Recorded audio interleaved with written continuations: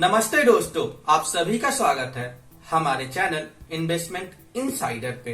तो हमने 3 lecture cover कर लिया है। अगर आपने उन तीनों लेक्चर को नहीं देखा है तो जाके एक बार देख ले। मैं उसका लिंक डिस्क्रिप्शन बॉक्स में डाल दूंगा ताकि आप लेक्चर 4 अच्छे से समझ सके। तो चलिए शुरू करते हैं lecture 4।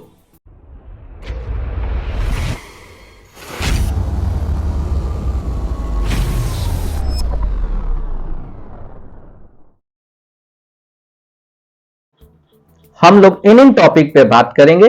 Market indices, some foreign indices, global relationship with Indian market, market capitalisation. हम लोग इसको मार्केट कैप भी बोलते हैं।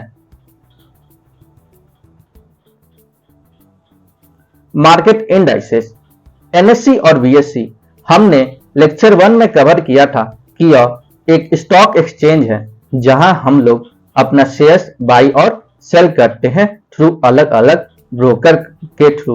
अब हम लोग इसमें मार्केट इंडाइसेस में बात करेंगे जो कि निफ्टी 50 है और सेंसेक्स है। हम लोग मार्केट का अनुभव इसी से लगाते हैं कि मार्केट कितना अप है कितना डाउन है, निफ्टी 50 से और सेंसेक्स से।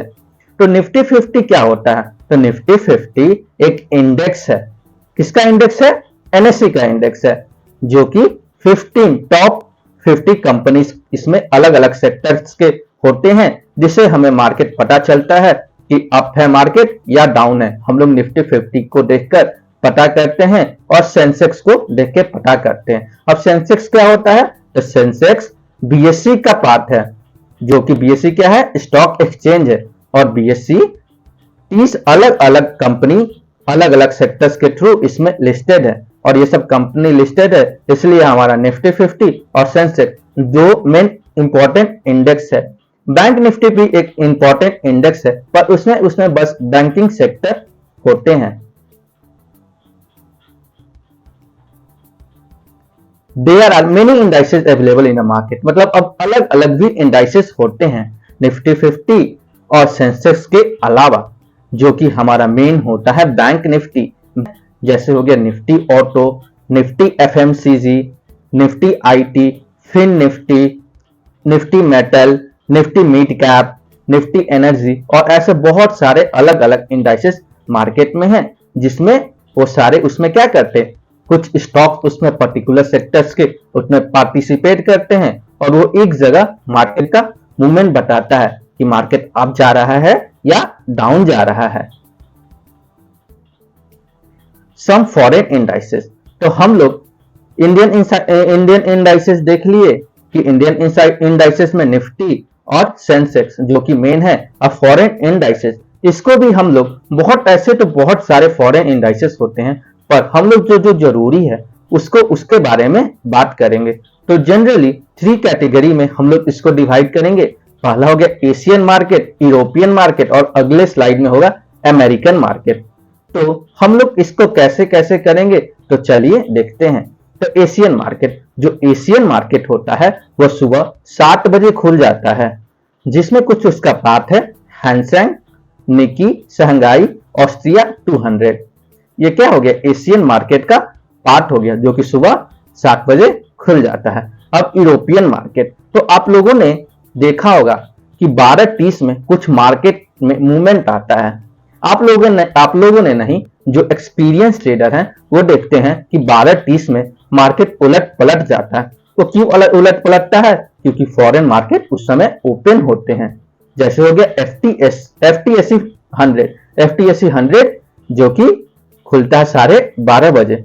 सीएससी कैट 40 ये भी उसी समय। डैक्स ये सब कितना बजे खुलता है? 12:30 बजे होता है। और यही सब मार्केट का मूवमेंट चेंज कर देता है। वो पॉजिटिव रहता है तो नेगेटिव कर देता है, अगर वो साइडवेज हो जाता है तो उसी समय इसको क्या कर देता है?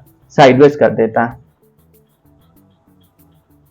अमेरिकन मार्केट, तो अमेरिकन मार्केट रात के 8 बजे खुलता है, जो कि हमारा इंडियन मार्केट उस समय कंप्लीटली क्लोज हो जाता है।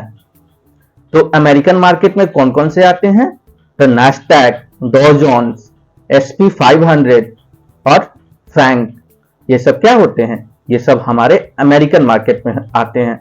तो आप ग्राफ देख रहे हैं कि कौन किसका किसका है और कौन क्या क्या पाथ है। मैं स्टेट के साथ इस ग्राफ में शो हो रहा है। अगर आप ज्यादा जानना चाहते हैं तो आप इस ग्राफ में देख सकते हैं और पता कर सकते हैं कि किसका इंडेक्स कौन कौन सा है। तो फॉरेन इंडाइसेस है, तो मैं इतना ध्यान नहीं दिया फॉरेन इंडाइसेस पे, हल्का फुल्का वो इंडियन मार्केट पे इंपैक्ट पड़ता है, ज्यादा नहीं पड़ता है। अगर ज्यादा फॉल हो तो इंडियन मार्केट में भी उतना फॉल देखा जा सकता है। अब global relationship with Indian market. अब हमारा ग्लोबल मार्केट कैसे इंडियन मार्केट से रिलेटेड है। मार्केट में अगर कुछ भी होता है तो हमारे इंडियन मार्केट को बहुत अच्छा खासा इंपैक्ट होता है कि इंडियन मार्केट भी प्री ओपनिंग में वो डाउन खुल जाता है अगर यूएस में कुछ होता है तो। जैसे आप कोरोना भी देखे थे कि कोरोना चाइना में आया था, तो चाइना में कोरोना आया, फिर वो ग्लोबली क्या किया, पूरा वर्ल्ड में वो क्या हो गया, पूरा फैल गया। इसलिए कहते हैं कि हमारा इंडियन मार्केट भी एक तरह से ग्लोबली रिलेटेड है कि अगर ग्लोबल में कुछ होता है तो हमारा मार्केट भी उससे इंपैक्ट करेगा। जिसमें इसका हम एक बात करेंगे कि और कौन कौन सा इंपैक्ट करता है। पहला हो गया गिफ्ट निफ्टी। मतलब गिफ्ट निफ्टी एक तरह से निफ्टी का फ्यूचर्स है, जो कि एक मार्केट को, ये हमारे कोई काम का नहीं है, बस ये प्री ओपनिंग में इंडिकेट हमको करता है कि मार्केट अप खुलेगा या डाउन खुलेगा। कभी कभी तो ये काम भी नहीं करता गिफ्ट निफ्टी, लेकिन एक तरह से हमें इंडिकेशन मिलता है प्री ओपनिंग में ये अप जाएगा या डाउन जाएगा, कि हमारा मार्केट आज प्री ओपनिंग में अप खुलेगा, ये डाउन खुलेगा। ये हमारा गिफ्ट निफ्टी का काम है। दूसरा हो गया नैस्डैक। नैस्डैक भी एक यूएस का इंडेक्स है जो कि स्टॉक्स है, लाइक फेसबुक जो कि एक स्टॉक है जो कहां लिस्टेड है, नैस्डैक में लिस्टेड है।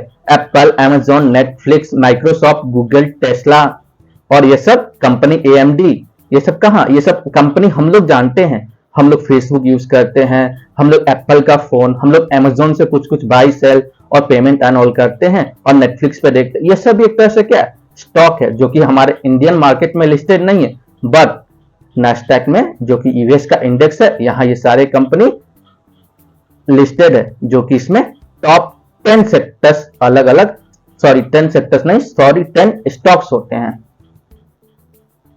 अब मार्केट कैपिटलाइजेशन, अब और या मार्केट कैप। तो मार्केट कैप क्या हो जाता है, number of shares multiply by current price पर शेयर्स। मतलब एक तरह से हम लोग बोल सकते हैं कि हम लोग कोई भी कंपनी का देख सकते हैं कि उसका मार्केट वैल्यू कितना है, ये हमेशा करोड़ में होता है। इसको फर्दर 3 पार्ट्स में डिवाइड किया गया है, large cap, mid cap, small cap. Large cap ऐसा कंपनी जिसका market cap more than 10,000 crore हो, उसको हम लोग किसमें कैटेगराइज करेंगे, लार्ज कैप में कैटेगराइज करेंगे। मिड कैप ऐसा मार्केट कैप जिसका वैल्यू 500 करोड़ से ज्यादा हो, उसको हम लोग मिड कैप में करेंगे। और स्मॉल कैप जो कि 500 करोड़ से कम हो, वो सारे कंपनी किसमें आ जाएंगे, स्मॉल कैप में आ जाएंगे। जनरली ब्लू चिप जितने भी कंपनी होते हैं, ब्लू चिप कंपनी आप सुने होंगे, वो सारे लार्ज कैप में आते हैं। Thank you. मैं उम्मीद करता हूं कि आपको लेक्चर 4 समझ में आया होगा। अगर आपको कोई डाउट रह गया है तो आप हमको कमेंट कर सकते हैं या व्हाट्सएप मैसेज कर सकते हैं। हम लोग अब अगले लेक्चर में, लेक्चर 5 में बात करेंगे कि कौन कौन से डिफरेंस एक्टिविटी मार्केट में परफॉर्म होते हैं। तो इसलिए आप हमारे चैनल को सब्सक्राइब कर दे, शेयर कर दे और बेल आइकन को दबा दे, ताकि आप हमारे वीडियो का सबसे पहले लाभ उठा सके। धन्यवाद।